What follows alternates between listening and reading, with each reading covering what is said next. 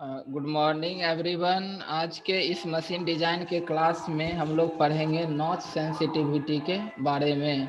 इससे पहले हम लोग जो है इंडोरेंस लिमिट के बारे में पढ़ रहे थे। तो इंडोरेंस लिमिट बेसिकली हम यूज करते हैं जब हमारा फटिग फेल्योर होता है कोई भी कंपोनेंट का, और ये वो लिमिटिंग वैल्यू होता है जिसमें मैक्सिमम स्ट्रेस एम्पलीट्यूड की वो वैल्यू जिसके अंडर अगर स्ट्रेस जो कंप्लीटली रिवर्स्ड स्ट्रेस है वो अगर एक्ट होती है तो वो कम से कम 1 मिलियन साइकिल को वो स्ट्रेस साइकिल को वो कंप्लीट करे बिफोर फटिग फेल्योर। तो ऐसा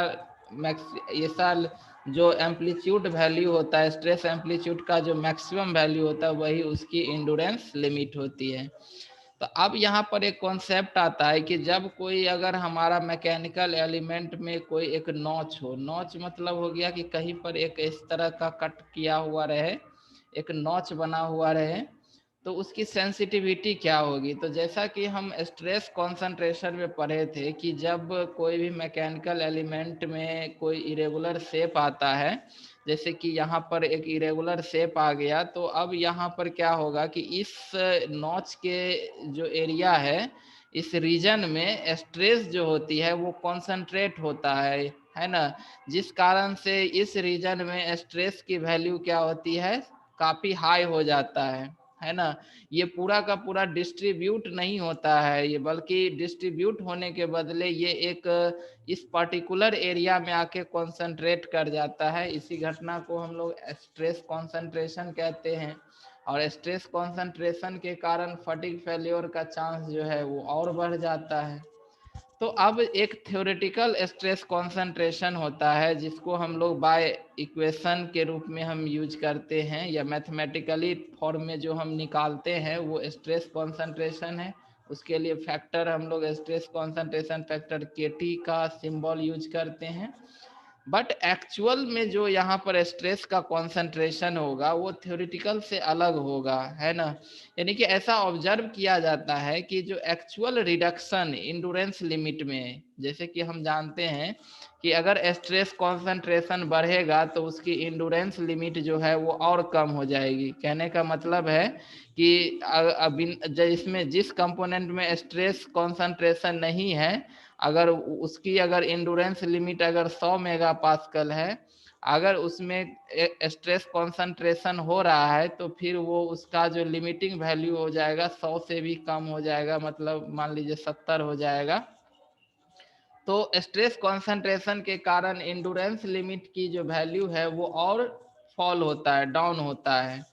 तो एक्चुअल में जो थ्योरेटिकली जो हम बाय इक्वेशन निकालते हैं वो अलग चीज होता है, जिसमें हम बहुत सारे चीज को आइडियल मान लेते हैं, लेकिन प्रैक्टिकली जब हम उसको फाइंड करते हैं तो उसकी जो इंडोरेंस लिमिट होती है मटेरियल का वो और कम हो जाता है, अपने थ्योरेटिकल स्ट्रेस कॉन्सेंट्रेशन फैक्टर से भी कम हो जाता है। ठीक है, तो डिजाइन तो हमेशा एक्चुअल के बेसिस पे ही होता है। हम जहां तक हम एक्चुअल को मान सके उतनी डिजाइन हमारी अच्छी होगी, है ना।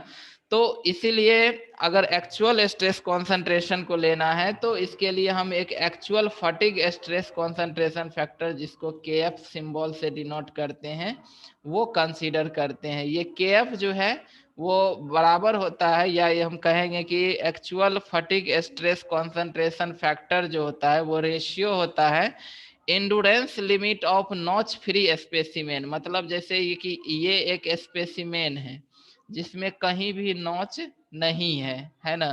तो अब इस स्पेसिमेन का जो इंडोरेंस लिमिट होगा वो आप by endurance limit of the notched specimen, मतलब जैसे इसमें नॉच बना दिए, तो अब इस एलिमेंट का जो मतलब इंडोरेंस लिमिट होगा, यही दोनों का रेशियो हमारा actual fatigue stress concentration factor कहलाता है। मतलब हो गया endurance limit of notch free specimen by endurance limit of notched specimen. यानी कि इसको अगर हम इधर ले जाएंगे तो यहाँ पर KF,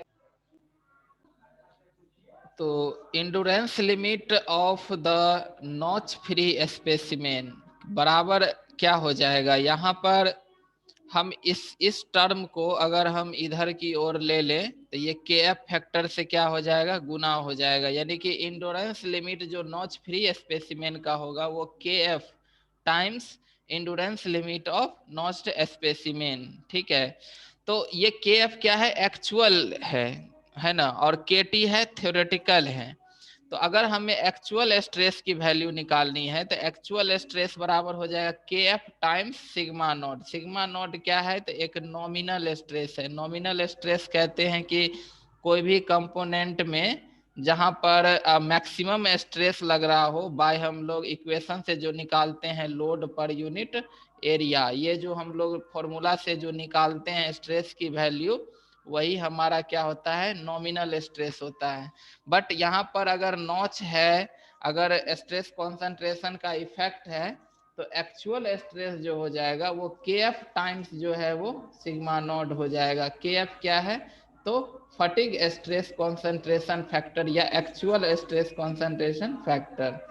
अगर हम थ्योरेटिकल स्ट्रेस निकालें तो इसको हम के टी टाइम्स जो है ये सिग्मा नॉट हो जाएगा। सिग्मा नॉट नॉमिनल स्ट्रेस और के टी जो है थ्योरेटिकल स्ट्रेस कॉन्सेंट्रेशन फैक्टर। तो इस तरह से हमारा एक्चुअल और थ्योरेटिकल स्ट्रेस की वैल्यू निकल गई। इसमें दो फैक्टर लेकर के, इसमें एक्चुअल फैक्टर लेंगे फटिग फेल्योर का, और ये थ्योरेटिकल स्ट्रेस कॉन्सेंट्रेशन फैक्टर है।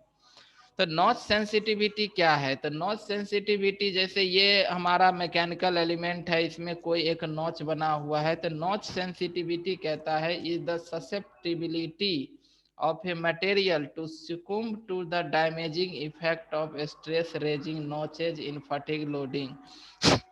कहने का मतलब है कि जब इस पर फटिग लोडिंग है, फटिग लोडिंग मतलब अंडर फ्लक्चुएटिंग लोडिंग में है, तो नॉच सेंसिटिविटी जो होती है कि ये इस मटेरियल का वो सेंसिटिविटी हुआ जो इस,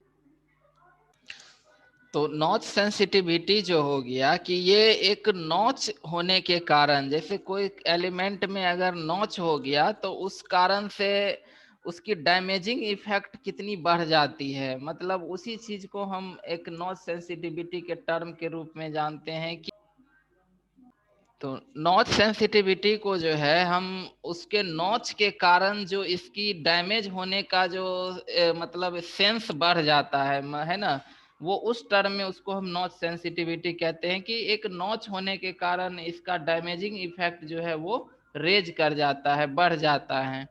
तो इसका वैल्यू जो होता है वो बराबर होता है increase of actual stress over nominal stress by increase of theoretical stress over nominal stress. ऐसे हम थ्योरेटिकल पढ़े थे, एक्चुअल भी हम निकाले हैं। तो नॉच सेंसिटिविटी मतलब हो गया कि जो हमारा एक्चुअल स्ट्रेस जो नॉमिनल स्ट्रेस से ज्यादा हो गया, मतलब increase of actual stress over nominal stress by increase of theoretical stress over nominal stress, यही दोनों का रेशियो जो है वो कहलाता है नॉच सेंसिटिविटी, है ना। ये एक सेंसिटिव टर्म है जो एक मटेरियल को नॉच के कारण जो डैमेजिंग इफेक्ट आती है उसको ये डिफाइन करता है नॉच सेंसिटिविटी। इसकी वैल्यू जितना ज़्यादा होगा सेंसिटिविटी की, उसका मतलब हो गया कि वो मटेरियल जो है वो मतलब डैमेज होने का जो उसका चांसेज है नॉच के कारण वो उतनी ज़्यादा है। तो इसका वैल्यू जो है, जैसे एक्चुअल स्ट्रेस हम यहाँ निकाले हुए के एफ सिग्मा नॉट, तो के F sigma not minus sigma not, क्योंकि ये इंक्रीज है, increase of actual stress over nominal stress, मतलब नॉमिनल स्ट्रेस से एक्चुअल स्ट्रेस कितना ज़्यादा है, तो दोनों का डिफरेंस हो गया। अब बाय के टी, यहाँ थ्योरेटिकल स्ट्रेस है, increase of theoretical stress over nominal stress, तो यहाँ के T sigma not minus sigma not हो जाएगा। तो यहाँ सॉल्व करेंगे तो Q बराबर क्या आएगा, के एफ माइनस वन बाई के टी माइनस वन, जहां पर के एफ बराबर हो जाएगा वन प्लस क्यू के टी। तो के एफ बराबर जो है यहाँ पर क्या आ गया, वन प्लस क्यू के टी माइनस वन। तो इन जनरली जो नॉच सेंसिटिविटी की मान होती है वो 0 से 1 के बीच में वैरी करता है। अगर नॉच सेंसिटिविटी का मान 0 है, इसका मतलब मटेरियल में किसी भी प्रकार का नॉच नहीं है, है ना। तो यहाँ पर अगर 0